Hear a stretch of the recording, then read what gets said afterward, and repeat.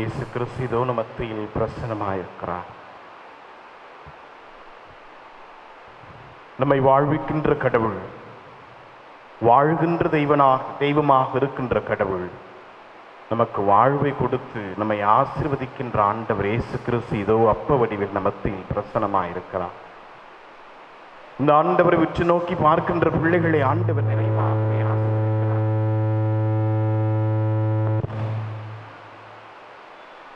இந்த ஆண்டவரை உற்று நோக்கி பார்க்கின்ற பிள்ளைகளுக்கு ஆண்டவர் ஆசீர்வாதத்தை நிறைவாக தருகின்றார். மாதத்தின் முதல் செவ்வாய்க்கிழமை இதோ இந்த நற்கருணை ஆசீர்வாதத்தில் பங்கெடுத்து ஆண்டுடைய ஆசீர்வாதத்தை பெற வந்திருக்கிறோம். கோடியர் புதற்புனிதர் அந்தோனியார் வழியாக எண்ணற்ற ஆசீர்வாதங்களை ஆண்டவர் நமக்கு கொடுத்திருக்கிறார் நன்றி சொல்ல வந்திருக்கிறோம். தொடர்ந்து அந்தோனியாரின் பரிந்து பேசல் வழியாக இதோ நமத்தில் பிரசன்னமாயிருக்கிற இந்த நற்கருணை ஆண்டவர் எண்ணற்ற ஆசீர்வாதங்களையும் நமக்கும் நம் குடும்பங்களுக்கும் கொடுக்க வேண்டும். நம்முடைய எண்ணங்கள், ஏக்கங்கள், எதிர்பார்ப்புகளை சந்திக்க வேண்டும். கண்ணீர், கவலைகள், பிரச்சனைகள், துன்பங்கள், துயரங்கள், நோய்கள், வருத்தங்கள், ஏமாற்றங்கள் அனைத்திலிருந்தும் நமக்கு விடுதலை கொடுத்து ஆண்டவர் தாமே நம்மை அரவணைத்து காக்க வேண்டும் என்று சொல்லி செபித்த ஆசீர்வாதத்தை பெற வந்திருக்கிறோம். நம்பிக்கையோடு இந்த ஆண்டவரை உற்று நோக்கி பார்ப்போம். நம்பிக்கையோடு இந்த ஆண்டவரை உற்று நோக்கி பார்ப்போம். இவரை ஏறெடுத்து பார்க்கின்ற பிள்ளைகளை ஆண்டவர் நிறைவாக ஆசீர்வதிக்கிறார். இந்த ஆண்டவரை நம்பிக்கையோடு உற்று நோக்கி பார்க்கின்ற பிள்ளைகளுக்கு ஆண்டவர் ஆசீர்வாதத்திற்கு குறைவில்லாமல் வழி நடத்துகின்ற கடவுளாக இருக்கிறார். அமுக்கி குலுக்கி சரிந்து விழும்படியான ஆசீர்வாதத்தை உங்களுக்கு கொடுப்பேன் என்று லூக்கா நற்செய்தி 6வது அதிகாரம் 38வது வசனத்திலே ஆண்டவர் நமக்கு திருவிழம் பெற்றிருக்கிறார். அமுக்கி குலுக்கி சரிந்து விழும்படியான ஆசீர்வாதத்தை நாம் பெற்றுக்கொள்வோம். நம்பிக்கையோடு வரையில் எடுத்து பார்ப்போம். அன்புக்குரியவர்களே, யோவான் நற்செய்தி 10வது அதிகாரம் 10வது வசனம். யோவான் நற்செய்தி 10வது அதிகாரம் 10வது வசனம். என் ஆடுகள் வாழ்வு பெற வேண்டும், அந்த வாழ்வை முழுமையாக பெற வேண்டும். அரைகுறையாக இல்லை, ஏதோ கொஞ்சமாக இல்லை. என் ஆடுகள் முழுமையாக வாழ்வை பெற வேண்டும் என்பதற்காகத்தான் இந்த உலகத்திற்கு வந்தேன் என்று சொன்ன ஆண்டவர் இயேசு கிறிஸ்து இதோ நம் வடிவில், அப்ப வடிவில் நம் மத்தியில் பிரசன்னமாயிருக்கிறார். நம் மத்தியில் எழுந்தருளி வந்திருக்கிறார். இந்த ஆண்டவரை உற்று நோக்கி பார்ப்போம், ஊடுருவி பார்ப்போம், நம்பிக்கையோடு பார்ப்போம். தெண்டனிட்டு வணங்கி ஆராதித்து நம்முடைய ஆராதனையும் மகிமையும் புகழும் அவருக்கே உரித்தாகும் என்று சொல்லி நாம் ஆராதனை பாடல் பாடி இந்த ஆண்டவர் இயேசு கிறிஸ்துவை போற்றி புகழ்வோம். நமத்தில் வந்திருக்கிற இந்த ஆண்டவர் இயேசு கிறிஸ்துவை தெண்டனிட்டு வணங்கி ஆராதிப்போம். ஆராதனை ஆயிரம் ஸ்துதிகள்,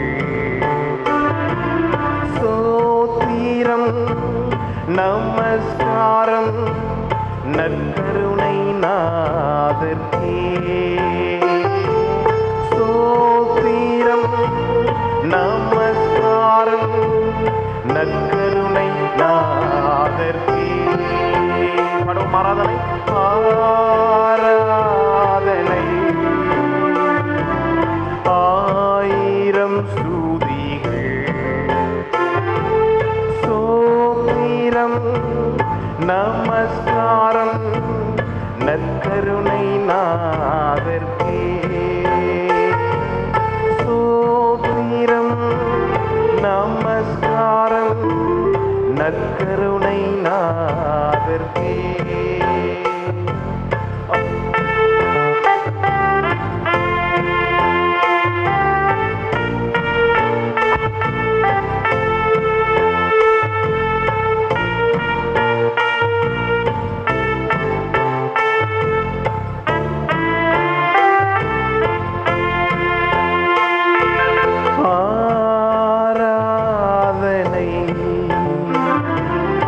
ஆயிரம் ஸ்துதிகள், சோத்திரம் நமஸ்காரம் நற்கருணை நாதர்க்கே.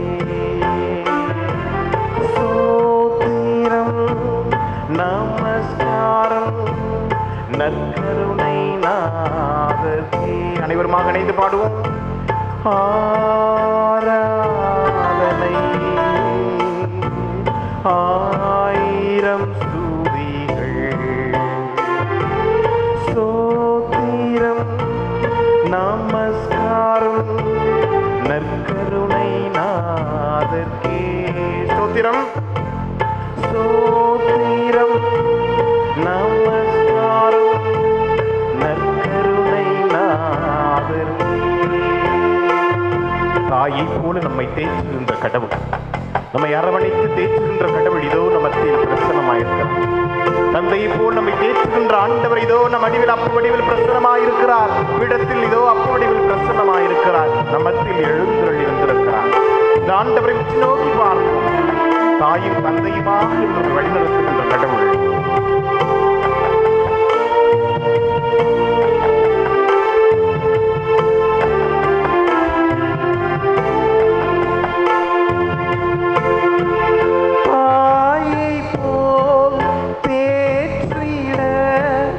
மன்னன் வந்தவா பாடுவோம். தாயை போல் தேற்றிட மன்னன் வந்தவா பாடுவோம். தாயை போல் தேற்றிட மன்னன் வந்தவா தந்தை போல் இறங்கிட கரங்கள் விரித்தவா. தந்தை போல் இறங்கிட கரங்கள் விரித்தவா. ஆராதனை ஆராதனை ஆயிரம் ஸ்துதிகள் ஸ்தோத்திரம் நமஸ்காரம் நற்கருணை நாதர்க்கே. ஸ்தோத்திரம் நமஸ்காரம் நற்கருணை நாதர்க்கே. உலகத்தின் பாவங்களை போக்குவந்த கடவுள், உலகத்தின் பாவங்களை எல்லாம் தன்மேல் ஏற்று நமக்கு வாழ்வை கொடுத்து வந்த கடவுள் இதோ நமக்கு பிரசன்னமாயிருக்கிறார். நம்முடைய பாவங்கள், மனித வாழ்க்கையின் சாபங்கள் அனைத்தையும் தன்மேல் ஏற்றுக்கொண்டு கல்வாரி மலையில் நமக்காக பலியாக ஒப்பு கொடுத்த கடவுள் இதோ நற்கருணை ஆண்டவராக நமக்கு பிரசன்னமாயிருக்கிறார். இந்த ஆண்டவரை உற்று நோக்கி பார்ப்போம். நம்பிக்கையோடு அவரை ஏறெடுத்து பார்ப்போம்.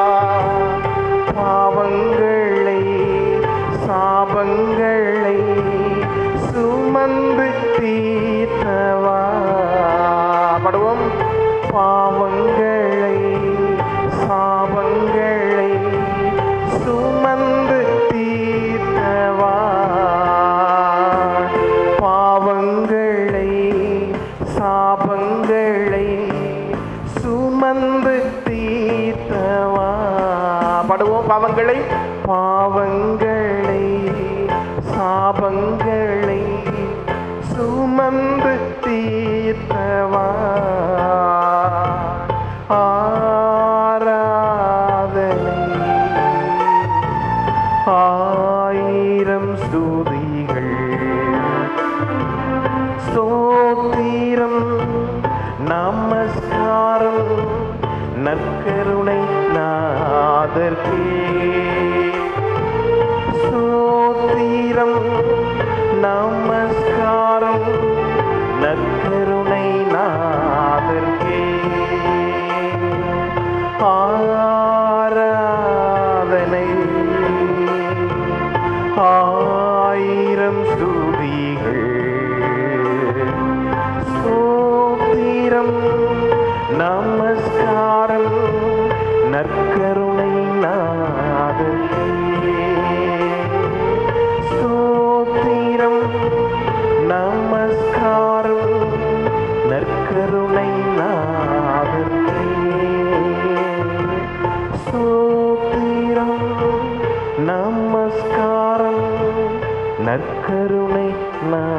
நாதர்க்கே நற்கருணை நாதர்க்கே. ஆராதனைக்கும் புகழுக்கும் உரிய ஆண்டவர், நம்முடைய மகிமைக்கும் போற்றுதலுக்கும் உரிய ஆண்டவர் இதோ நமக்கு பிரசன்னமாயிருக்கிறார்.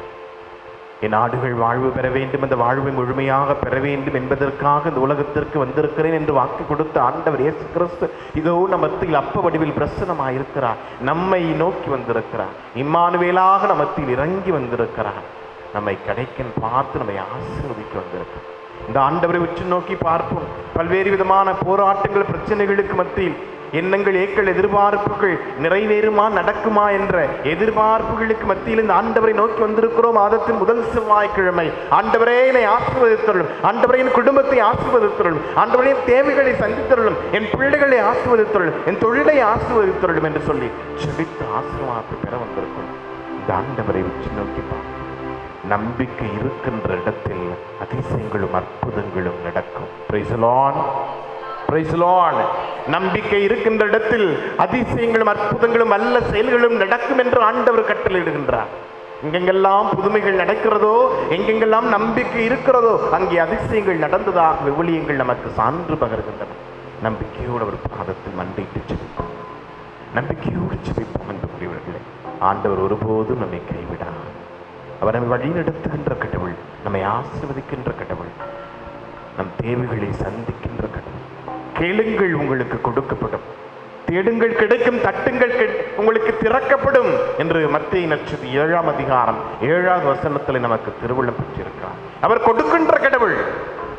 எப்படி கொடுக்கின்ற கடவுள்? அள்ளி கொடுக்கின்றவர், கிள்ளி கொடுக்கின்றவர் அல்ல. Praise the Lord. Praise the Lord. அவர் அள்ளி கொடுக்கின்ற கடவுள், கிள்ளி கொடுக்கின்றவர் அல்ல. நாம் தான் கிள்ளி கொடுக்கின்றவர்கள். அவர் அள்ளி கொடுக்கின்ற கடவுள். அமுக்கி குலுக்கி சரிந்து விடும்படியான ஆசீர்வாதத்தை அள்ளி கொடுப்பான். நம்பிக்கையோடு வருகின்ற பிள்ளைகளுக்கு, நம்பிக்கையோடு அவரை தேடுகின்றவர்களுக்கு ஆண்டவர் கொடுப்பார். இந்த ஆண்டவரை உற்று நோக்கி பார்ப்போம். இந்த ஆண்டவர் நம்மை வழி நடத்தும்படியா, நம் குடும்பங்களை ஆசீர்வதிக்க முடியா, நம்முடைய எண்ணங்கள், ஏக்கள், எதிர்பார்ப்புகளை சந்திக்க முடியா. நம்பிக்கையோடு செலுத்தும், நம்பிக்கையோடு செலுத்தும். நன்றி இயேசுவே.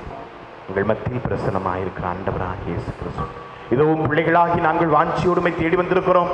எங்களுடைய உள்ளத்தில் இருக்கின்ற எல்லா விதமான பாரங்களையும் இறக்கி வைக்க வந்திருக்கிறோம். ஆண்டவரை சுமைகளால் சுமந்து சோர்ந்திருப்பவர்களே எல்லோரும் என்னிடம் ஆறுங்கள், நான் உங்களுக்கு இளைப்பாறுதலை தருவேன் என்று மத்தேயு நற்செய்தி 11ஆவது அதிகாரம் 28வது வசனத்தில் எங்களை தேற்றுகின்ற கடவுளாக இருக்கின்றவரே, எங்களை தேற்றுவதற்காக இந்த பீடத்தில் இறங்கி வந்திருக்கிற ஆண்டவரே, நற்கருணை ஆண்டவரே, ஏதோ பிள்ளைகளாக நாங்கள் நம்மை தேடி வந்திருக்கிறோம்.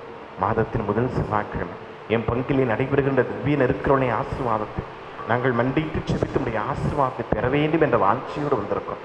கோடி அற்புதர் புனித அந்தோணியாருடைய பரிந்து பேசல் ஜெபத்தின் மூலமாக எங்களுடைய தேவைகளையும் பார்த்து எடுத்து செபித்து ஆசீர்வாதத்தை பெற வந்திருக்கிறோம்.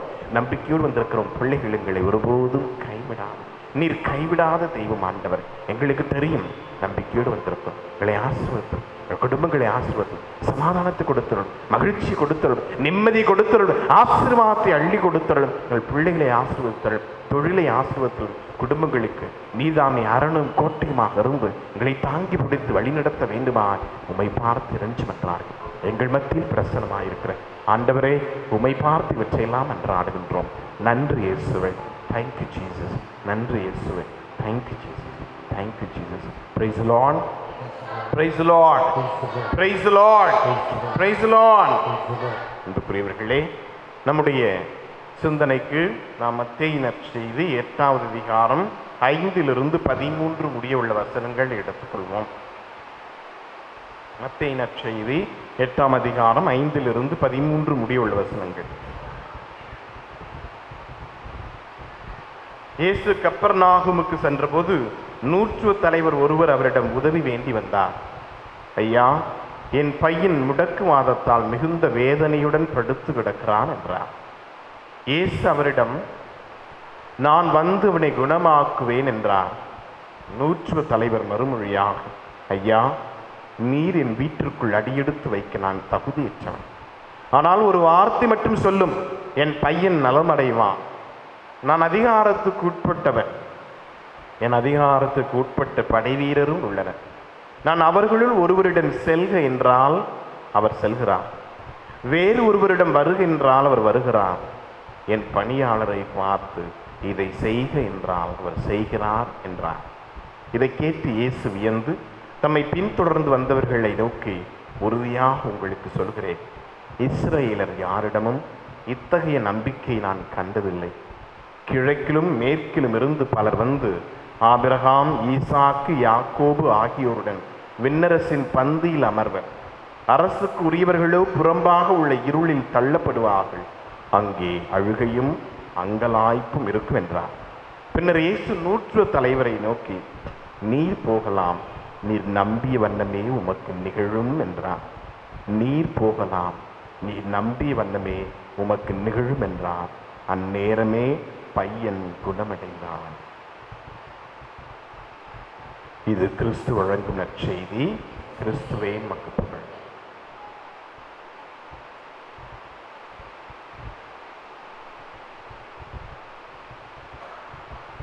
Praise the Lord. Praise the Lord. வெளியில மழை பெய்யுது, சத்தமான சொன்னாதான் கேட்கும். Praise the Lord. Praise the Lord. ஆண்டவருடைய பிரசன்னத்தில் ஒன்றாக இணைந்து வந்திருக்கிறீர்கள். பல்வேறு விதமான வேலைகள். இன்னைக்கு ஒர்க்கிங் டே. அது இல்லாமல் மழை கொட்டுன்னு கொட்டுது. இருந்தாலும் கூட ஆண்டவரை தேடி வந்திருக்கிறீர்கள். ஆண்டவர் உங்களுக்கு ஆசீர்வாதத்தை அதிகமாக கொடுப்பார். Praise the Lord. டிமானிட்டைசேஷன் ஒன்று வந்துச்சு தெரியுமா? எப்போ வந்துச்சு? டிமானிட்டைசேஷன். பேங்க்கில் நீங்கள் வச்சிருக்கிற காசெல்லாம் செல்லுபடி ஆகாது அப்படின்னு சொல்லிட்டு எல்லாத்தையும் முடக்குனாங்க இல்லையா? பேங்க் வாசலில் காத்துட்டு நின்றுட்டு இருந்தோம் இல்லையா? அதுக்கப்புறம் என்ன, எல்லாமே பேங்க் அக்கௌண்ட் வச்சிருக்கணும் அப்படின்னு சொல்லி நமக்கு கவர்மெண்ட் சொல்லியிருக்கு.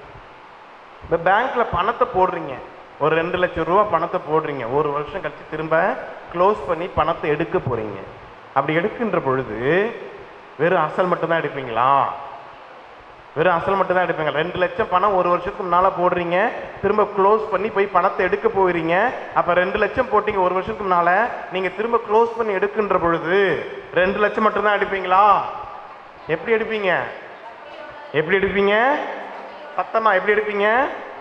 வட்டியோடு எடுப்பீங்க. ஆண்டவருடைய பிரசன்னத்தில் நீங்கள் செலவழிக்கின்ற ஒவ்வொரு நொடி பொழுதும் உங்களுக்கு வட்டி என்ற ஆசீர்வாதத்தோடு சேர்த்து கொடுக்கப்படும். Praise the Lord. Praise the Lord.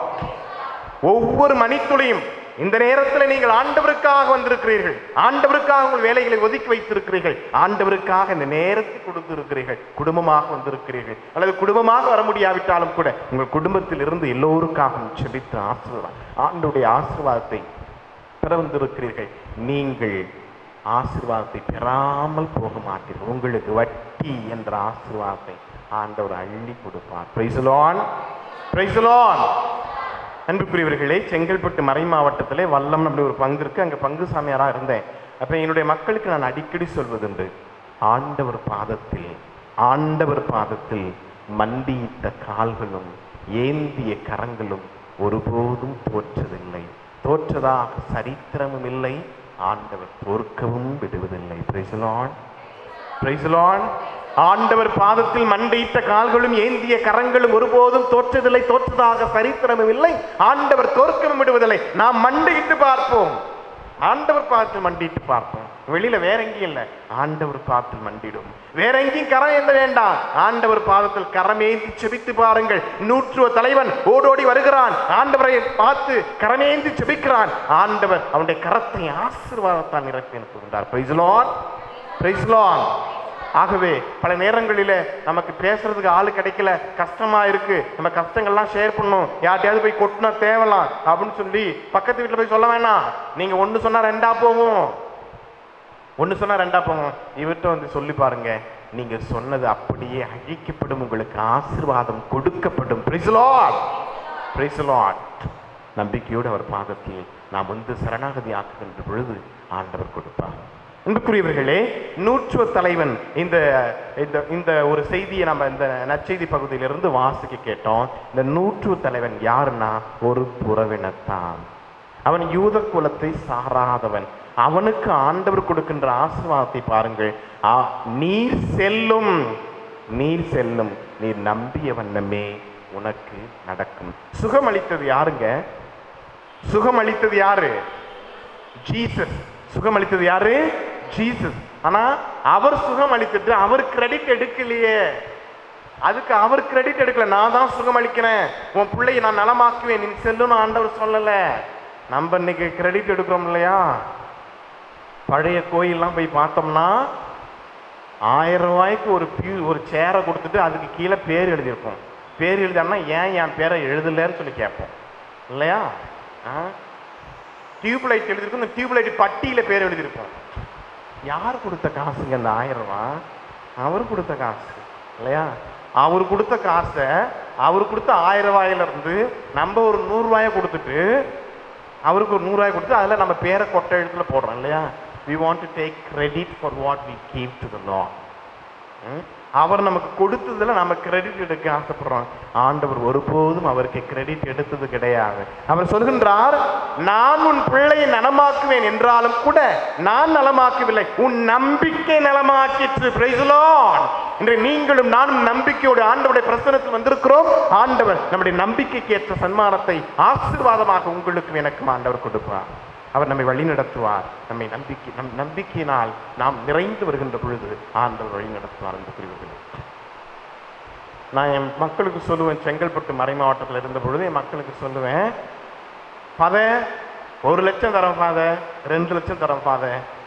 சரிம்மா, பேர் எழுதணுமா, கல்வெட்டில் பேர் போடணுமா? ஆமாம் ஃபாதர்னா தயவு செய்து உங்கள் காசு எனக்கு வேண்டாம், எடுத்துகிட்டு போயிடுங்க. நீங்கள் கடவுளுக்கு கொடுப்பதாக இருந்தால் கொடுங்கள்.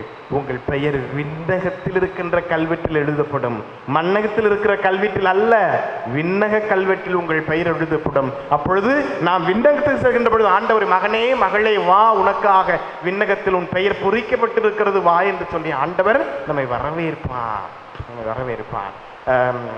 எஸ்ஐயா புத்தகம் 49வது அதிகாரம், எஸ்ஐயா புத்தகம் 49வது அதிகாரம் 16வது வசனம் எடுத்து படிங்க. எஸ்ஐயா புத்தகம் 49வது அதிகாரம் 16வது வசனம்.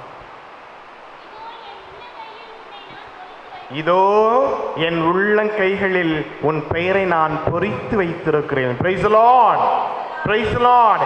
நம்முடைய பெயர் ஆண்டவருடைய கரங்களில், ஆண்டவருடைய உள்ளங்கைகளில் பொறிக்கப்பட்டிருக்கிறது. இதை விட என்னங்க நமக்கு கல்வெட்டு வேணும்? இதை விட என்ன கல்வெட்டு நமக்கு வேணும்? நம்முடைய பேர் வேற எங்க பொறிக்கப்பட வேண்டும்? இன்னைக்கு ஒருவேளை நம்முடைய பேர், நான் 10 லட்சம் கோயிலுக்கு டொனேஷனாக கொடுத்துருக்கேன், என் பேர் கல்வெட்டில் பொறிச்சிருக்கிறாங்க, இன்னைக்கு இருக்கு நாளைக்கு அழிஞ்சிருங்க. ஆனால் ஆண்டவருடைய கரங்களில், ஆண்டவருடைய உள்ளங்கையில் என் பெயர் பொறிக்கப்பட்டிருக்குமே ஆயின் அது ஒரு காலம் அழியப்பட மாட்டா. Price the Lord, praise the Lord. ஆண்டவர் சொல்கின்றார், உன் நம்பிக்கை உன்னை நலமாக்கிற்று. அந்த நூற்று தலைவனை பாருங்களேன். நூற்று தலைவன் இதே நற்செய்தி பகுதி இன்னொரு இடத்துல வருது. அது எந்த நற்செய்தியில் வருது? இன்னைக்கு வாசிக்கப்பட்ட இந்த நற்செய்தி பகுதி இன்னொரு பகுதியில் வருது. எங்க வருது? லூக்கா நற்செய்தியில் வருது. லூக்கா நற்செய்தி 10வது அதிகாரத்தில் வரும்.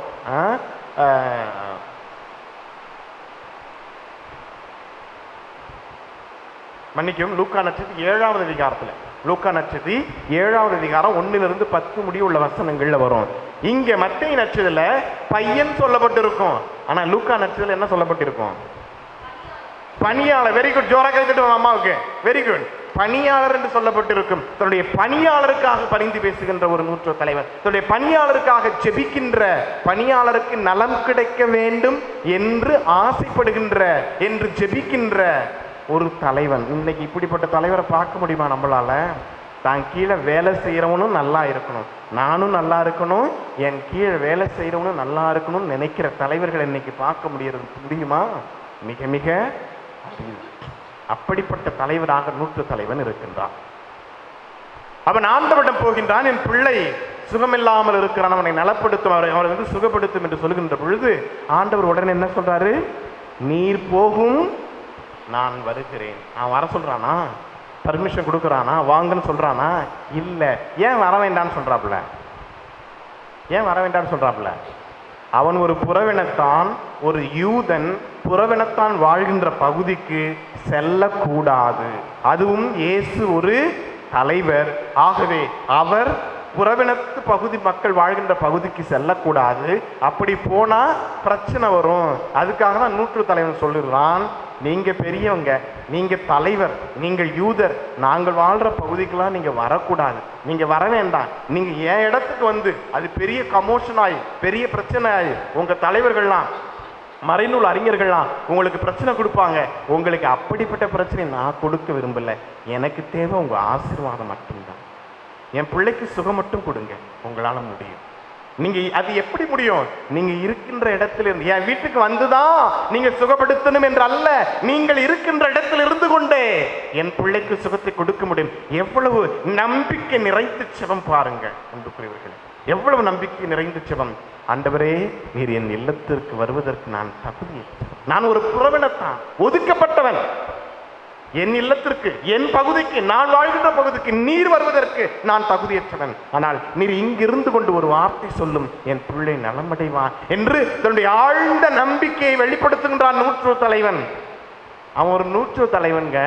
ஆனா திருச்சபை எப்படி அவனுடைய ஜெபத்தை, 2 லைன் தான், அவனுடைய ஜெபத்தை எந்த அளவுக்கு அங்கீகரித்திருக்கிறது என்றால், ஒவ்வொரு நாளும் திருப்பலியிலும் அவருடைய ஜெபத்தை சொல்லாமல் நாம் நன்மை உட்கொள்ள முடியாது. ஆண்டவரே, என் இல்லத்திற்கு எழுந்தருளி வருவதற்கு நான் முற்றிலும் தகுதியற்றவன். ஒரு புறவினத்தான் சொல்லி ஜெபித்த ஜெபத்தை நாம் நம்முடைய ஜெபமாக சொல்லி ஜெபித்து அந்த ஆண்டவர் இயேசு கிறிஸ்துவை ஏற்றுக்கொள்கிறோம். காரணம், அவனுடைய ஜெபம் நம்பிக்கை நிறைந்த ஜெபம். நம்பிக்கை இருக்கின்ற இடத்தில் அதிசயங்களும் அற்புதங்களும் நடக்கும். புறவினத்தான் நம்பிக்கையோடு வந்தான், அவன் ரசிக்க முடியாத நம்பிக்கையோடு வருகின்றான். ஆகவே அங்கே அதிசயம் நடந்தது. உன் பிள்ளை நலமடைவான் என்ற ஆசீர்வாதத்தை ஆண்டவர் அவருக்கு கொடுத்து அனுப்புகின்றார். Praise the Lord, praise the Lord, praise the lord. இன்று நீங்களும் நானும் அப்படிப்பட்ட நம்பிக்கையோடு அவருடைய பிரசன்னத்தில் வந்திருக்கிறோம்.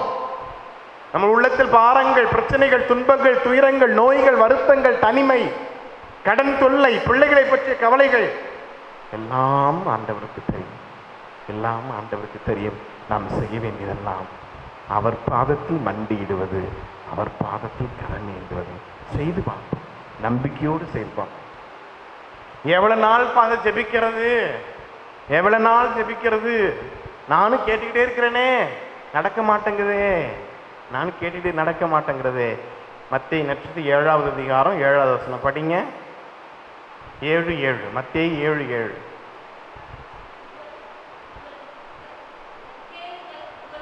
கேளுங்கள் கொடுக்கப்படும், தேடுங்கள் கண்டடைவீர்கள், தட்டுங்கள் திறக்கப்படும். சொல்லிட்டார்ல, தொடர்ந்து படிங்க. ஏனெனில் கேட்போர் எல்லோரும் பெற்றுக்கொள்கின்றனர். ஆண்டவர் திட்டவட்டமாக சொல்கின்றார். அதுல டவுட் கிடையாது. கேட்போர் அனைவரும் பெற்றுக்கொள்கின்றனர். அடுத்தது, தேடுவோருக்கு நீங்கள் கண்டடைவீர்கள், உங்களுக்கு நிச்சயமாக கிடைக்கும். அடுத்தது, தட்டுவோருக்கு திறக்கப்படும். ஷுவரா ஆண்டவர் சொல்லிட்டார், அல்ல டவுட் கிடையாது. ஆனா எப்பொழுது கிடைக்கும் சொன்னாரா? எப்பொழுது கண்டடைவீர்கள் சொன்னாரா? எப்பொழுது திறக்கப்படும் சொன்னாரா? எப்பொழுது உங்கள் ஜெபம் கேட்கப்படும் என்று சொன்னாரா? இல்லை. அப்ப என்ன பண்ணணும்? அவர் கொடுக்கின்ற வரையிலும் நாம் கேட்டுக்கொண்டே இருப்போம். அவர் நமக்கு ஆசீர்வாதத்தை, நாம் விரும்புகின்ற ஆசீர்வாதத்தை, அவர் நமக்காக கொடுக்க வைத்திருக்கின்ற ஆசீர்வாதத்தை கொடுக்கின்ற வரையிலும் நாம் கேட்டுக்கொண்டே இருக்க வேண்டும். எப்படி கேட்க வேண்டும்? நம்பிக்கையோடு. இந்த நூற்று தலைவனுடைய நம்பிக்கையை போன்று நாமும் அசைக்க முடியாத நம்பிக்கையோடு கேட்கின்ற பொழுது ஆண்டவர் நிச்சயமாக கொடுப்பார். அதை சொல்லிட்டு திரும்பவும் சொல்றாரு, பிள்ளை உங்களுள் எவராவது உங்கள் பிள்ளை அப்பத்தை கேட்டால் நீங்கள் கல்லை கொடுப்பீர்களா? மீன் கேட்டால் பாம்பை கொடுப்பீர்களா? உங்க பிள்ளைங்க சிக்கன் பிரியாணி, மட்டன் பிரியாணி கேட்குது, யாராவது காக்கா பிரியாணி கொடுப்பீங்களா? இல்லைன்னு கொடுப்பீங்களா? இல்லை. தீயோர்களாகிய நாம் பாவிகள், பலவீனர்கள், தீயோர்கள் நாம் தெரிந்திருக்கிறோம். நம்ம பிள்ளைகள் சிக்கன் பிரியாணி கேட்கின்ற பொழுது சிக்கன் பிரியாணி தான் தரணும் தெரிஞ்சு வச்சிருக்கிறோம், காக்கா பிரியாணி அல்ல. அப்ப நாம் தீயோர்களாகிய நாம் நம்முடைய பிள்ளைகளுக்கு எது நல்லது என்று தெரிந்து வைத்திருக்கின்றோம். நம்மை படைத்த கடவுள், நம்மை வாழ்விக்கின்ற கடவுள், நமக்கு வாழ்வு கொடுக்க வந்தவர், நமக்காக தன்னுடைய இன்னுயிரை கொடுத்த இந்த ஆண்டவருக்கு தெரியும் நமக்கு எது நல்லது, எப்பொழுது எந்த ஆசீர்வாதம் நமக்கு தேவை என்று சொல்லி அவருக்கு நிச்சயமாக தெரியும். ஆகவே நமக்கு தேவையான ஆசீர்வாதத்தை ஆண்டவர் நமக்கு நிறைவாகவே கொடுப்பார். யோவான் நற்செய்தி 15வது அதிகாரம் 13வது வசனம் படிங்க. யோவான் நற்செய்தி 15ஆம் அதிகாரம் 13வது வசனம். தன் நண்பர்களுக்காக உயிரை கொடுப்பதை விட சிறந்த அன்பு யாரிடம் இல்லைங்க. உயிரை கொடுத்துட்டாருங்க, என்ன இருக்கு? இன்னும் கொடுப்பதற்கு என்ன இருக்காங்க? நண்பர்களுக்காக உயிரை கொடுப்பதை விட சிறந்த அன்பு யாரிடமும் இல்லை என்று போதித்த கடவுள் எண்பித்து காட்டிவிட்டார். கல்வாரி மலையில விண்ணுக்கு மண்ணுக்கும் இடையே தொங்கி தன்னுடைய இன்னுயிரை கொடுத்து விட்டார். அவரிடம் கொடுப்பதற்கு என்று எதுவும் இல்லை. தன்னுடைய ஒட்டுமொத்த உயிரையும் கொடுத்து விட்டார், இறுதி துளி ரத்தத்தையும் கொடுத்து விட்டார். அப்படி நமக்கு கொடுக்க வந்த கடவுள், நமக்கு வாழ்வு கொடுக்க வந்த கடவுள், இதோ வாழ்வு கொடுக்கின்ற ஆண்டவராக, உயிருள்ள ஆண்டவராக அப்பவடிவில் நமக்கு திவ்ய நற்கருணையில் பிரசனமாயிருக்கிறார்.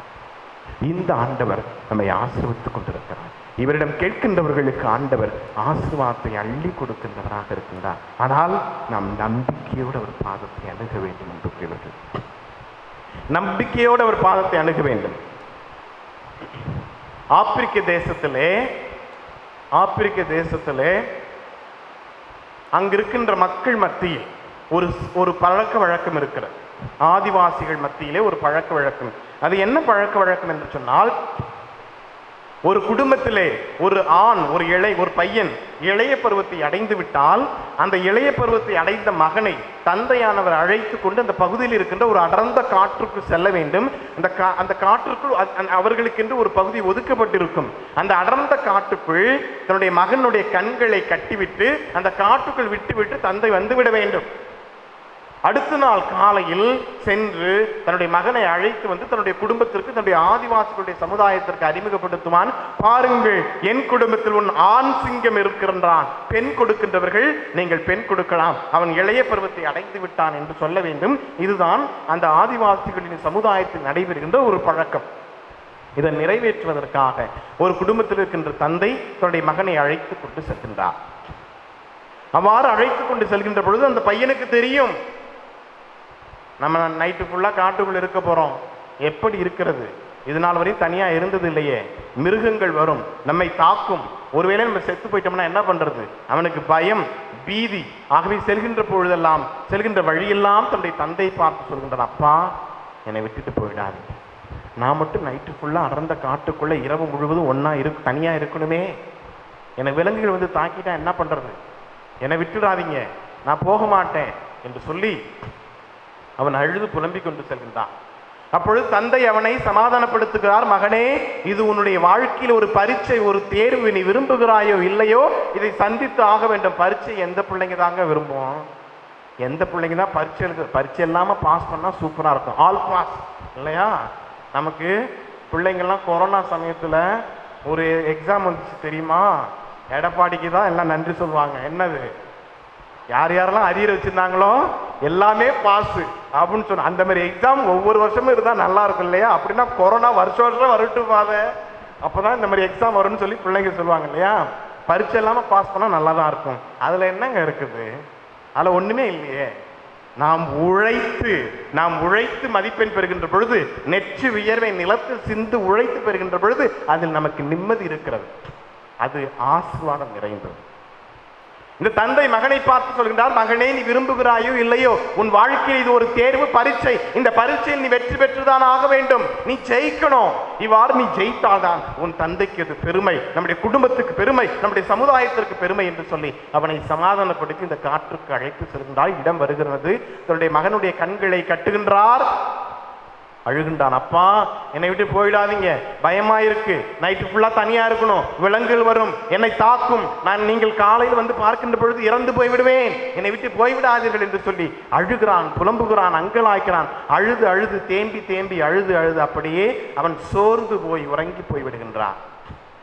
காலையில் சூரிய கதிர்கள் அங்க இருக்கின்ற மரக்கிளைகளுக்குள் புகுந்து அவன் மூஞ்சில படுத்து திடுக்கிட்டு எழுகின்றான். கண் கட்டுகளை அவிழ்த்து பார்க்கின்றான். தந்தை எதிரில் நிற்பதை பார்க்கின்றான். அப்பாவை பார்த்து கேட்கின்றான், அப்பா எப்பொழுது வந்தீர்கள், அப்பா எப்பொழுது வந்தீர்கள் என்று கேட்கின்றான். அப்பொழுது மகன் சொல்கின்றான், மகனே நான் எப்பொழுது சென்றேன் மீண்டும் வருவதற்கு, மகனே நான் எப்பொழுது சென்றேன் மீண்டும் வருவதற்கு. Price the Lord, praise the Lord.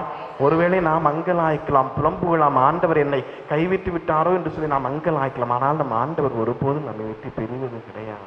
நம்மோடு வழி நடக்கின்ற கடவுள், நம்மோடு இருக்கின்றவர், நம்முடைய கண்ணீரை பார்க்கின்றவர், நமக்கு அழுகை வருகின்ற பொழுது அவரிடம் செல்கின்ற பொழுது அவரிடம் கண்ணீரை துடைக்கின்ற கடவுளாக இருக்கின்றார். விடுதலை பயணம் நூல் 3வது அதிகாரம் 7வது வசனம் படிங்க. விடுதலை பயணம் நூல் 3வது அதிகாரம் 7வது வசனம். அப்போது ஆண்டவர் கூறியது, அப்பொழுது ஆண்டவர் கூறியது யாரை பார்த்து சொல்றாரு ஆண்டவர்? அப்பொழுது ஆண்டவர் கூறியது யாரை பார்த்து சொல்றாரு? மோசேயை பார்த்து சொல்கின்றார். என்ன சொல்றார்? எகிப்தில் என் மக்கள் படுகின்ற, ஆண்டவர் யூஸ் பண்ற வார்த்தையை பாருங்களேன், என் மக்கள் படுகின்ற, என் மக்கள், என்னுடைய பிள்ளைகள், எகிப்தில் என் மக்கள் படுகின்ற வேதனையை என் கண்களால் நான் காண்கிறேன். நாம் படுகின்ற வேதனை, கண்ணீர் அனைத்தும் ஆண்டவருக்கு தெரியும், அவருடைய கண்களால் பார்க்கிறார். Price the Lord. நம் கடவுளுக்கு நம்முடைய வேதனை தெரியும். படிங்க.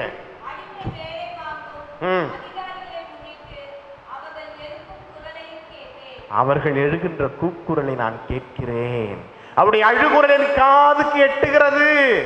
ஆகவே என் மக்களை நீ சென்று அழைத்து வா, என் மக்கள் படுகின்ற வேதனையை நான் காண்கிறேன், அவருடைய அழுகுரல் என் காதுக்கு எட்டுகிறது, அவருடைய கண்ணீரை நான் துடைக்க வேண்டும், பாலும் தேனும் பொழுகின்ற கானான் தேசத்திற்கு அவர்களை கொண்டு வர வேண்டும், என் மக்களை அடிமை தள்ளையிலிருந்து மீட்டு வா.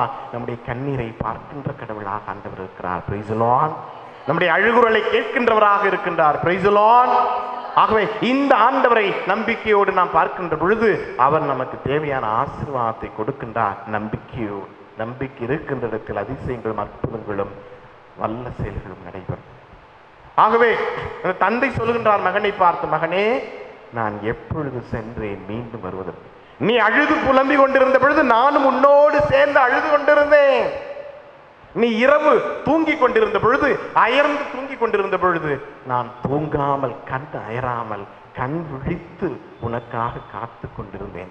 விலங்குகள் ஏதாவது வரும், ஒருவேளை நானும் தூங்கி போய்விட்டால், உன்னோடு இணைந்து நானும் தூங்கி போய்விட்டால் விலங்குகள் வரும், உன்னை தாக்கும் என்று சொல்லி நீ தூங்குகின்ற பொழுது நான் கண் அயராமல் உன்னை காத்து கொண்டிருந்தேன். Price the Lord, praise the Lord. நாம் வேதனைப்படுகின்ற பொழுது நம் கடவுள் கண் அயராமல் நம்மை காத்து கொண்டிருக்கிறார், காவலனாக காத்து கொண்டிருக்கிறார். திருப்பாடல் 121:1 எடுத்து படிங்க.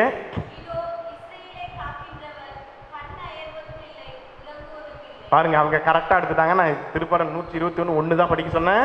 அவங்க அந்த திருப்பாடலே எடுத்து படிக்கிறாங்க. இதோ உன்னை காக்கின்ற கடவுள் கண் அயர்வதும் இல்லை, உறங்குவதும் இல்லை. அதுல இன்னொன்னு வரும் பாருங்க, நீ வெளியே செல்கின்ற பொழுதும் உள்ளே வருகின்ற பொழுதும் இப்பொழுதும் எப்பொழுதும் ஆண்டவர் உம்மை காத்தருள்வார். Praise the Lord, praise the Lord.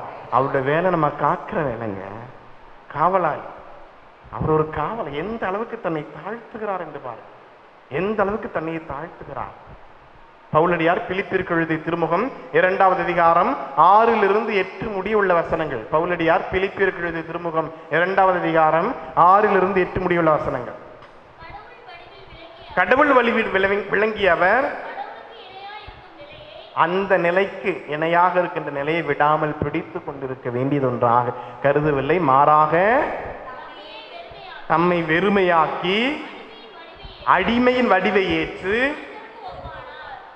எனது மனிதருக்கு ஒப்பானார். அடுத்து மனித உருவில் தோன்றி சாவை ஏற்கின்ற அளவுக்கு, அதுவும் சிலுவை சாவையே, கயவர்களுக்கு உரித்தான சாவை, சிலுவை சாவை ஏற்கின்ற அளவுக்கு தன்னை தாழ்த்துகின்றார். எந்த அளவுக்கு தன்னை தாழ்த்துகிறார் என்றால், நமக்காக ஒரு காவலாளி என்று அழைக்கப்படவும் கூட அவர் தயங்கவில்லை. நம்மை காக்கின்ற கடவுள், நாம் தூங்குகின்ற பொழுது அவர் தூங்காமல் காத்து கொண்டிருக்கிறார். எதற்காக நம்ம காட்ஸ் வைக்கிறோம்? எதற்காக காவலாளி வைக்கிறோம்? வாட்ச்மேனை எதற்கு வைக்கிறோம்? வாட்ச்மேனை கோயிலில், பெரிய பெரிய இன்ஸ்டியூட்ல, வீட்டுகளில் எதுக்கு வைக்கிறோம் வாட்ச்மேனை? நாமெல்லாம் உள்ள நிம்மதியாக தூங்கணும், அவர் தூங்காம நம்மளை பாதுகாக்கணும். நாம நிம்மதியா தூங்குறதுக்கு அவர் தூங்காம நம்மளை பாதுகாத்து கொண்டிருக்கிறார். Price the Lord, praise the Lord. அன்புக்குரியவர்களே, மகனே நான் எப்பொழுது சென்றேன் மீண்டும் வருவதற்கு? நீ உறங்கிக் கொண்டிருந்த பொழுது நான் உறங்காமல் காத்து கொண்டிருந்தேன் என்று தந்தை சொல்கின்றார். நம் கடவுள் நாம் உறங்கிக் கொண்டிருக்கின்ற பொழுது, நாம் நம்முடைய வேலையில் பிஸியா இருக்கின்ற பொழுது, இந்த ஆண்டவர் நாம் போகின்ற பொழுதும் வருகின்ற பொழுதும் இப்பொழுதும் எப்பொழுதும் நமக்கு காவலாளியாக இருந்து கொண்டு நம்மை காக்கின்ற கடவுளாக, அரணும் கோட்டையுமாக இருந்து நம்மை வழிநடத்துகின்ற ஆண்டவராக இருக்கின்றார். ஆகவே இந்த ஆண்டவரை நம் நம்பிக்கையோடு ஏறெடுத்து பார்ப்போம். அன்புக்குரியவர்களே, இன்று மாதத்தின் முதல் செவ்வாய்க்கிழமை அந்தோனியாருடைய பரிந்து பேசும் வழியாகவும் செபித்த ஆண்டவருடைய ஆசீர்வாதத்தை பெற வந்திருக்கிறோம். நம்பிக்கையோடு அவர் ஏறெடுத்து பார்ப்போம். அவர் பாதத்தில் நம்பிக்கையோடு மண்டிடுவோம். அவர் பாதத்தில் நம்பிக்கையோடு கரமேந்துவோம். ஆண்டவருடைய ஆசீர்வாதத்தை நிரப்புவார். தொடக்க நூல் 15வது அதிகாரம் 2வது வசனம். தொடக்க நூல் 15ஆம் அதிகாரம் 2வது வசனம். அப்பொழுது ஆபிரகாம் ஒரு ஜெபத்தை ஏறெடுக்கிறார். ஆண்டவரை பார்த்து ஒரு ஜெபத்தை சொல்றார். என்ன ஜெபம்? எனக்கு என்னதான் தருவேன்? நாமெல்லாம் இப்படிதான் கேட்போம். நம்ம கோயிலுக்கு எதுக்கு வரோம்? எனக்கு அது வேணும், இது வேணும், நிம்மதி வேணும், காசு வேணும், பணம் வேணும், புள்ள நல்லா படிக்கணும், தொழில் நல்லா இருக்கணும். என்னைக்காவது வந்து நன்றி சொல்லியிருக்கிறோமா? நன்றி சொல்லியிருக்கிறோமா? விண்ணப்பங்கள் மட்டும் தான் நிறைய, அதுவும் தேவைதான். விண்ணப்பங்களும் தேவை, நன்றியும் நாம் சொல்ல வேண்டும். ஆபிரகாம் ஜெபிக்கிறார். நேர்மையாளர், நீதிமான். ஆண்டவர் அவர் ஜெபிக்கிறது பாருங்க. எனக்கு என்னதான் தருவே? நானும் கேட்டு கேட்டு கேட்டு சலிப்படைஞ்சிட்டேன். எனக்கு என்னதான் தரப்போறீங்க? எனக்கு என்னதான் தருவேன்? ஆண்டவர் சொல்கின்றார். 5வது வசனம் படிங்க. அதே 15வது அதிகாரம் 5வது வசனத்தை பாருங்க, படிங்க. அப்பொழுது ஆண்டவர் ஆபிரகாமை வெளியே அழைத்து வர. வெளியே வா. நம்ம எல்லாம் உள்ள உட்காந்துருக்கோம், நம்ம கம்ஃபர்ட் ஜோன்லயே உட்காந்துருக்கணும். வெளியே வந்து பார்த்தாதான் தெரியும் அதிசயங்கள் அற்புதங்கள் நடந்து கொண்டு இருக்கணும் என்று. வெளியே வந்து பார்த்தாதான் தெரியும். நம்ம இப்ப வானத்தை பார்க்கணும் அப்படின்னா நம்ம வீட்டுக்குள்ள இருக்கிற அந்த ஜன்னல் வழியா பார்த்தோம்னா வானம் முழுசா தெரியுமா? அந்த ஜன்னல் வழியா எவ்வளவு தெரியுமோ அவ்வளவுதான் தெரியும். முழுசா பார்க்கணும். வெளியே வாங்க, மொட்டை மாடிக்கு போங்க, அங்க நின்று பாருங்க. சுத்தியும் பார்க்கின்ற பொழுது வானம் முழுமையாக பார்க்கலாம். Price the Lord. நாம் வெளியே வர வேண்டும். பல நேரங்களில் வெளியே வர மாட்டேன்றோம், உள்ளே உட்காந்துக்கணும். இன்னைக்கு இதை வச்சுக்கிட்டு உள்ளே உட்காந்துக்கணும். பிள்ளைங்க செல்போனை வச்சு நோண்டிட்டு 4 ரூமுக்குள்ள தான், செவத்துக்குள்ள 4 செவத்துக்குள்ள ரொம்ப கம்ஃபர்டபுள். சோறு வேண்டாம், உறவுகள் வேண்டாம், பேச வேண்டாம், பழக வேண்டாம், இது மட்டும் போதும். செல்போன் ரொம்ப கம்ஃபர்டபுள். இந்த கம்ஃபர்ட் ஜோன்லேருந்து நம்ம வெளியே வர வேண்டும். அதிசயங்களையும் அற்புதங்களையும் காண வேண்டும் என்று சொன்னால் நாம் நம்முடைய அந்த 4 சுவற்றை விட்டு வெளியே வர வேண்டும். ஆபிரகாமை வெளியே அழைத்து வருகிறார். அதிசயங்களை காண சொல்கின்றார். மேலே நோக்கி பார், முடியுமானால் விண்மீன்களை எண்ணிப்பார். அந்த அளவுக்கு உன் சந்ததியை பெருகச் செய்வேன். Price the Lord. அந்த அளவுக்கு உன் சந்ததியை பெருகச் செய்வேன் என்கின்றார். இது கிண்டல் கேலிமா அல்ல. அவர் வயது முதிதானவர், அவங்க ஒய்ஃப் வந்து வயது முதிதானவர்.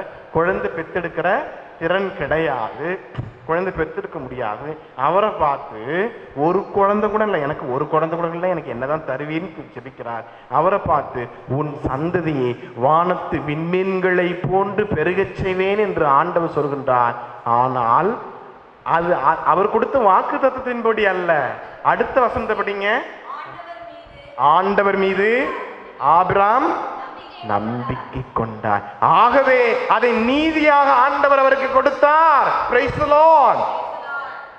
நாம் ஆபிரகாம் அவருக்கு தெரியும், அவருக்கே தெரியும் வயசாயிடுச்சுன்னு, அவருக்கே தெரியும் உங்க மனைவி வயசாயிடுச்சு, அவருக்கு தெரியும் குழந்தை பெற்றுக்க முடியாது. இருப்பினும் ஆண்டவர் சொல்லிவிட்டார், வாக்கு கொடுத்தவர் வாக்கு மாறாதவர் என்று நம்பினார். ஆகவே ஆண்டவர் அவருக்கு ஆசீர்வாதமாக மாற்றி கொடுத்தார். எந்த அளவுக்கு என்று சொன்னால், பழைய ஏற்பாடு தொடங்கி இன்று புதிய ஏற்பாட்டிலே நாம் 2025 ஆண்டுகளை கடந்து விட்டோம். இன்றளவும் விசுவாசத்தின் தந்தை என்று விவிலியத்தில் அடிக்கோடிட்டு காட்டப்படுகின்ற நபர் ஒரே ஒரு ஆள் தான். யாரு? Abraham. Praise the Lord. Praise the Lord.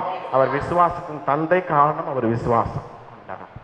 ஆண்டவர் மீது விசுவாசம் வைத்தார், நம்பிக்கை வைத்தார். ஆகவே அவருடைய நம்பிக்கை ஆண்டவர் ஆசீர்வாதமாக மாற்றி கொடுத்தார். அன்புக்குரியவர்களே, யோபு புத்தகம் 1ஆம் அதிகாரம் 21வது வசனம்.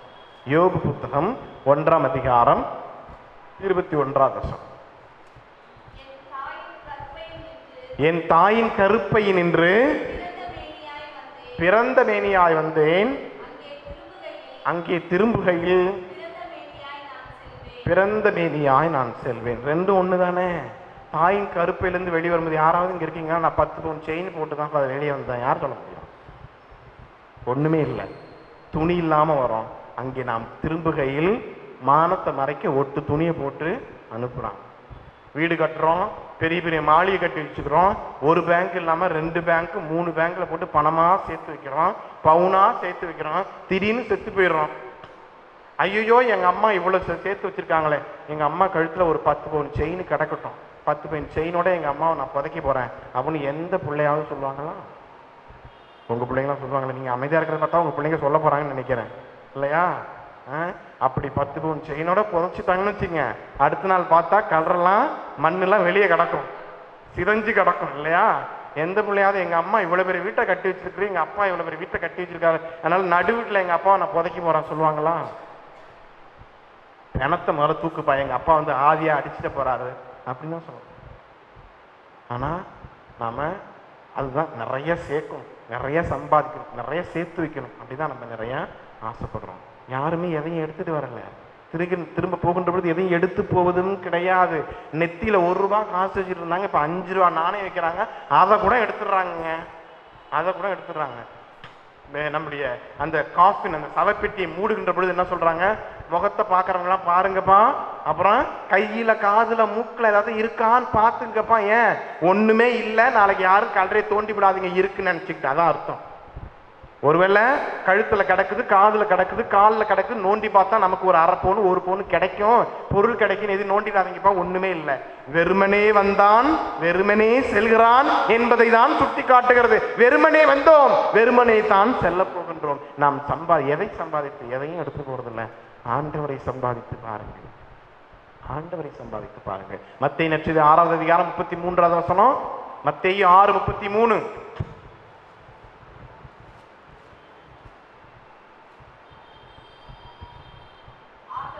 ஆகவே அனைத்திற்கும் மேலாக அவரது ஆட்சியையும் அவருக்கு ஏற்புடையவற்றையும் நாடுங்கள், பிறகு இவை அனைத்தும் உங்களுக்கு சேர்த்து கொடுக்கப்படும். Praise the Lord, praise the Lord. என்ன டயர்ட் ஆயிட்டீங்களா? Praise the Lord, praise the Lord. அனைத்தும் சேர்த்து கொடுக்கப்படும். ஆண்டவர் உல்டாவா சொல்லல, நீங்க உலக காரியங்களை தேடுங்க உங்களுக்கு ஆண்டவர் கொடுக்கப்படுவார்னு சொல்லல. நீங்கள் ஆண்டவரை சம்பாதித்துக் கொள்ளுங்கள், அவரை தேடுங்கள், அவரை நாடுங்கள், அவரை நீங்கள் தேடி சம்பாதிங்கள். அப்பொழுது உங்களுக்கும் உங்கள் குடும்பத்திற்கும் தேவையான அனைத்து ஆசீர்வாதங்களையும் ஆண்டவர் கொடுப்பார். இந்த ஆண்டவரை தேடி வந்திருக்கிறீர்கள், அவர் உங்களுக்கு ஆசீர்வாதத்தை கொடுப்பார். Price the Lord. இப்ப படிங்க யோபு புத்தகம் 1:23. என் தாயின் கருப்பையிலிருந்து நான் வருகின்ற பொழுது பிறந்த மேனியாய் வந்தேன், அங்கே நான் திரும்புகையில் அங்கே திரும்புகையில் அப்படித்தான் செல்ல வேண்டும். அடுத்து படிங்க. என் ஆண்டவர் கொடுத்தார், என் ஆண்டவர் எடுத்துக்கொண்டார். எவ்வளவு அருமையான நம்பிக்கை நிறைந்த ஜெபம் பாருங்க. ஏனென்றால் யோபு மட்டும்தான் அந்த நாட்டிலேயே மிகப்பெரிய பணக்காரர். நிறைய விலங்குகள் இருக்கு, நிறைய மிருகங்கள் இருக்கு, எல்லாமே போயிடுச்சு, அவரை விட்டு போயிடுச்சு, எல்லாம் போயிடுச்சு. பிள்ளைகள் இல்ல, மனைவி கைவிட்டு விட்டால், கொட்டாங்குச்சி வச்சு சொரிஞ்சிட்டு இருக்காரு, ஃபுல்லா சிறங்கு புண்ணு. அந்த நேரத்திலும் அவருடைய ஜெபத்தை, அந்த வலியின் உச்ச கட்டத்திலும் அவருடைய ஜெபத்தை பாருங்கள். என் ஆண்டவர் கொடுத்தார், என் ஆண்டவர் கொடுப்பார், என் ஆண்டவர் ஆண்டவர் கொடுத்தார், என் ஆண்டவர் எடுத்துக்கொண்டார் என்று நம்பினார். ஆண்டவர் கொடுத்தார். 42வது அதே புத்தகம் 42வது அதிகாரம் 12வது வசனத்தை படிங்க. 42:12.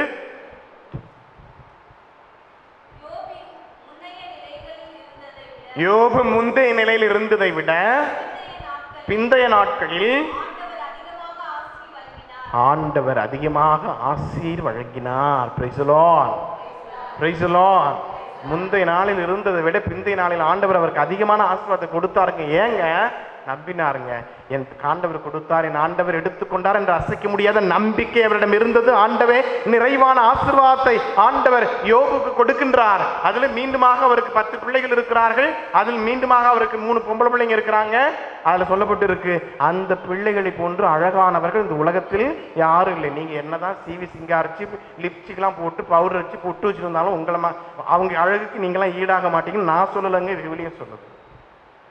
அப்படிப்பட்ட ஆசீர்வாதத்தை ஆண்டவர் யோபுக்கு கொடுக்கின்றார். காரணம் நம்புகின்றார், நம்பினார். ஆகவே ஆண்டவர் பன்மடங்கு ஆசீர்வாதத்தை கொடுக்கின்றார். அதிசயங்கள் அற்புதங்கள் நடக்கும். நாம் அவருடைய பாதத்தில் நம்பிக்கையோடு வருகின்ற பொழுது விழுந்தால் படியிடுவோமா? நம்பிக்கையோடு அந்த ஆண்டவர் பார்த்து விழுந்தால் படியிடுவோம். நம்பிக்கையோடு கரமேந்து செபிப்போம். நம்முடைய விண்ணப்பங்களை கேட்கின்ற கடவுள் இதோ நமக்கு பிரசன்னமாயிருக்கும். நம்முடைய மன்றாட்டுகளுக்கு செவிமடுக்கின்றவர், நம்முடைய கண்ணீரை பார்க்கின்றவர். எகிப்தில் என் மக்கள் படுகின்ற வேதனை நான் காண்கிறேன், அவருடைய அழுகுரல் என் காது கெட்டுகிறது என்று சொல்கின்ற கடவுள் இதோ நமக்கு பிரசன்னமாயிருக்கிறார். நம்மை பார்த்து ஆண்டவர், மகனே மகளே, இதோ நான் உன்னோடு இருக்கிறேன், அஞ்சாது கலங்காது, நான் உன்னோடு இருக்கிறேன் என்று சொல்லி வாக்குத்தத்தம் கொடுக்கின்றார். எஸ்ஐயா புத்தகம் 41வது அதிகாரம் 10வது வசனம். அஞ்சாதே கலங்காதே, நான் உன்னோடு இருக்கிறேன், நான் உனக்கு உதவி செய்வேன், என் நீதியின் வலக்கரத்தால் உன்னை தாங்கி பிடித்துக் கொள்வேன் என்று ஆண்டவர் வாக்குத்தத்தம் கொடுத்திருக்கிறார். அப்படி நீதியின் வலக்கரத்தால் நம்மை ஆண்டவர் தாங்கி பிடித்துக் கொள்வார். நம்முடைய கண்ணீர், கவலை, வேதனை, சோதனை நேரங்களில் அவரை நம்பி வருகின்ற பொழுது ஆண்டவர் நீதியின் வலக்கரத்தால் நம்மை தாங்கி பிடித்துக் கொண்டு நமக்கு ஆசீர்வாதத்தை கொடுக்கின்றார். எஸ்ஐயா புத்தகம் 49வது அதிகாரம் 15வது வசனம் படிங்க. பால் குடிக்கும் குழந்தை தாய் மறவாளோ?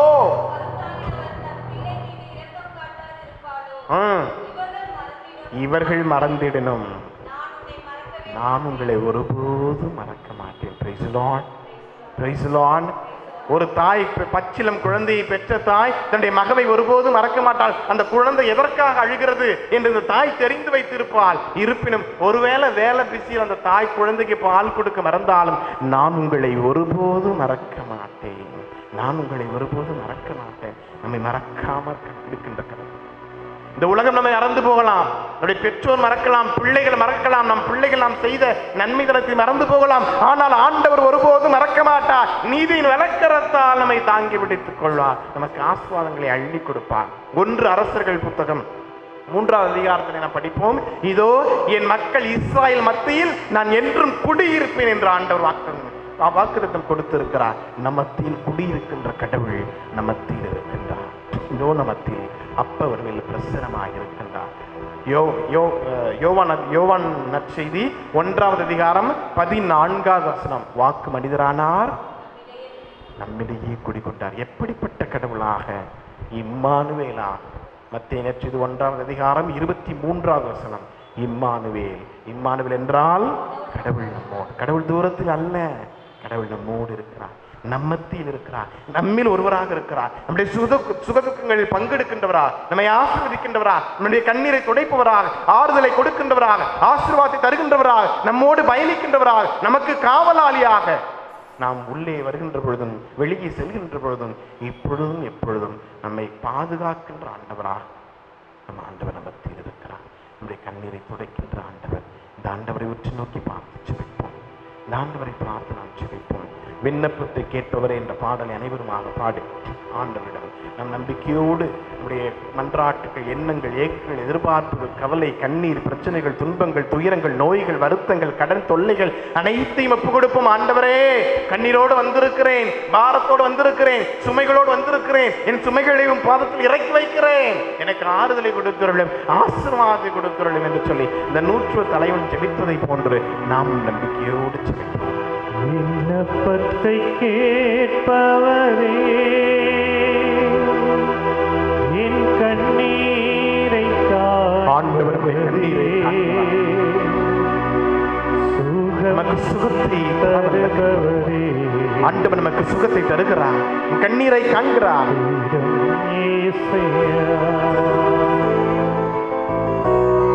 விண்ணப்பத்தை ஆண்டவர் கேட்கிறார். நம்பிக்கையோடு ஜெபிப்போம்.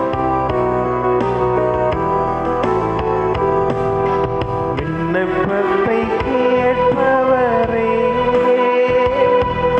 என் கண்ணீரை காண்பவரே, சுகம் தருபவரே, ஸ்தோத்திரம் இயேசையா. விண்ணப்பத்தை கேட்பவரே, கண்ணீரை காண்கிறார் ஆண்டவர். என் கண்ணீர் சுகத்தை ஆண்டவர் நமக்கு கட்டளையிடுவார். சுகம் தருபவரே ஸ்தோத்திரம் இயேசையா.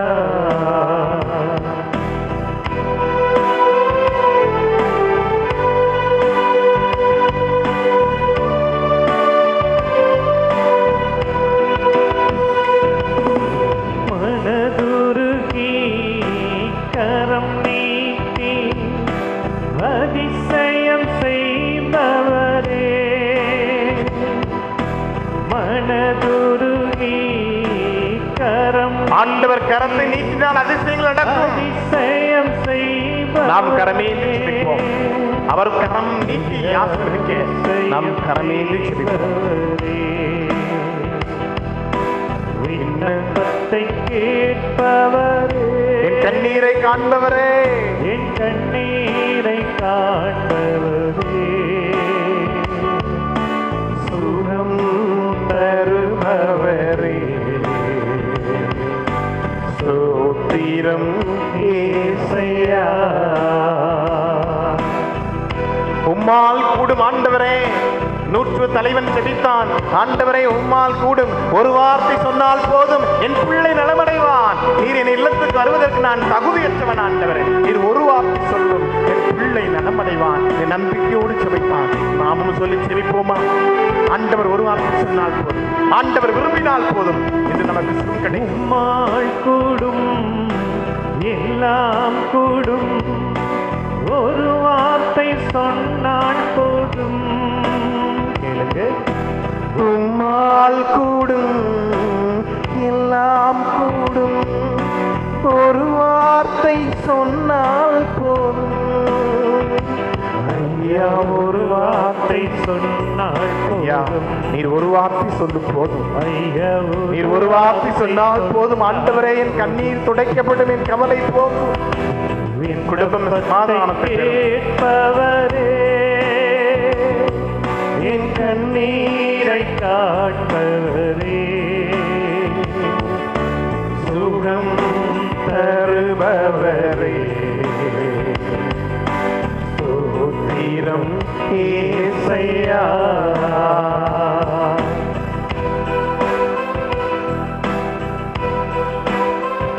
இப்பொழுது நற்கருணை ஆண்டவரை ஏந்தியவராக உங்கள் மத்தியில் நான் வருகிறேன்.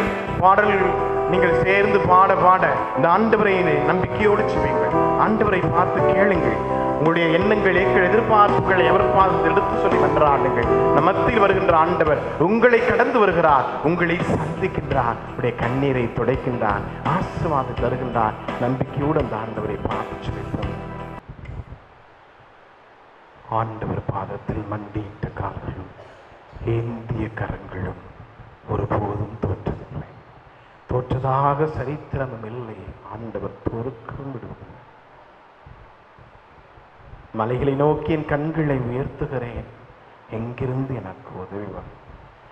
மலைகளை நோக்கி என் கண்களை உயர்த்துகிறேன். பழைய ஏற்பாட்டில் மலை என்பது இறைவன் வாழ்கின்ற உறைவிடமாகவே தான் திருப்பாடல் ஆசிரியர் சொல்கின்றார். மலைகளை நோக்கி, இறைவன் வாழ்கின்ற உறைவிடமான மலையை நோக்கி என் கண்களை உயர்த்துகிறேன். நமக்கு மலை இந்த பலிபீடம். இந்த மலையை நோக்கி என் கண்களை உயர்த்துகிறேன், எங்கிருந்து எனக்கு உதவி வரும்? விண்ணையும் மண்ணையும் படைத்த ஆண்டவரிடமிருந்தே எனக்கு உதவி வரும். நமக்கு ஆண்டவரிடமிருந்து மட்டும்தான் ஆசீர்வாதம் கிட்டும். இந்த ஆண்டவரை நாம் உற்று நோக்கி பார்ப்போம். நம்பிக்கையோடு வந்திருக்கிறோம். இந்த ஆண்டவரை உற்று நோக்கி பார்ப்போம். எங்கள் மத்தியில் பிரசன்னமாயிருக்கிற ஆண்டவரே, நற்கருணை ஆண்டவரே, இதோவும் பிள்ளைகள் வாஞ்சியோடும் திருசன்னிதானத்தை நோக்கி வந்திருக்கிறோம். உம் பலிபீடத்தில் மண்டிட்டு செபித்துக் கொண்டிருக்கிறோம். நம்பிக்கையோடு வந்திருக்கிறோம். ஆண்டவரே, 100 தலைவன் சொன்னது போன்று ஆண்டவரே உம்மால் கூடும், எல்லாம் கூடும். நீர் ஒரு வார்த்தை சொன்னால் போதும், எல்லாம் கூடும். எங்களுக்கு அதிசயங்கள் நடக்கும், எங்கள் குடும்பத்தில் சமாதானம் கிடைக்கும் என்று நம்பிக்கையோடு செபிக்க வந்திருக்கிறோம்.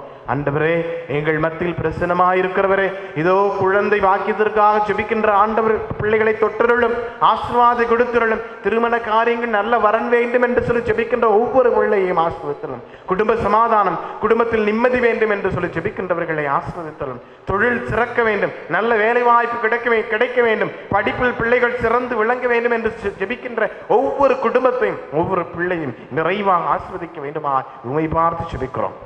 ஆண்டவரே, உடல் சுகம் கிடைக்க வேண்டும், நோய் நடுவிலிருந்து விடுதலை கிடைக்க வேண்டும், தனிமையை தாங்கிக் கொள்ள வேண்டிய சக்தி கிடைக்க வேண்டும், கடன் தொல்லையிலிருந்து விடுதலை வேண்டும் என்று சொல்லி ஜெபிக்கின்ற உன் பிள்ளைகளை வாஞ்சியோடு நீ தொட்டு ஆசீர்வதிக்க வேண்டுமா உம்மை பார்த்து நெஞ்சு மன்றாடுகின்றோம்.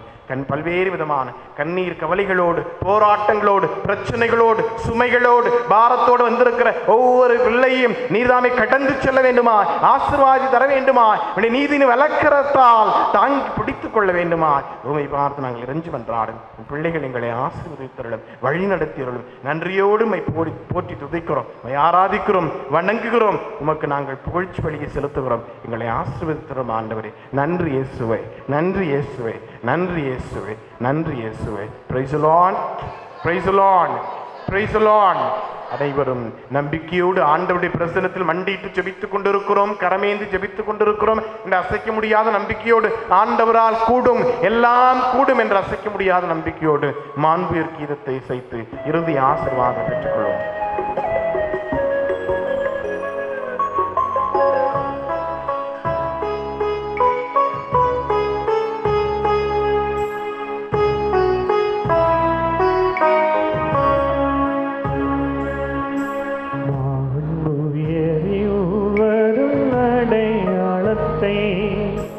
தாழ்ந்து பணிந்து ஆராதிப்போ பழைய நியம முறைகள் அனைத்தும் இனி மறைந்து முடிவு பெருக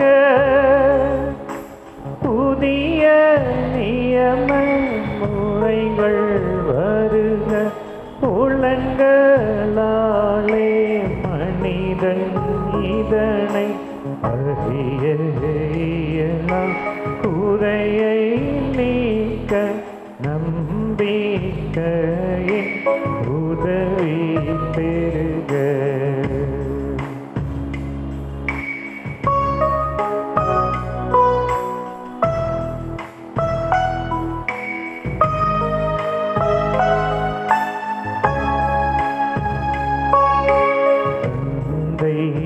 அவர்க்கும் மகனவர்க்கும் புகழ்ச்சியோடு வெற்றியாகும் மீட்பின் பெருமை ஆட்சிமையோடு வலிமை வாழ்த்து யாவுமாக இருவரிடமாய் வருகின்றவராம் தூய ஆவி ஆனவர்க்கும் அழவில்லாத சம புகழ்ச்சி என்று மேவுன் ஆகுக.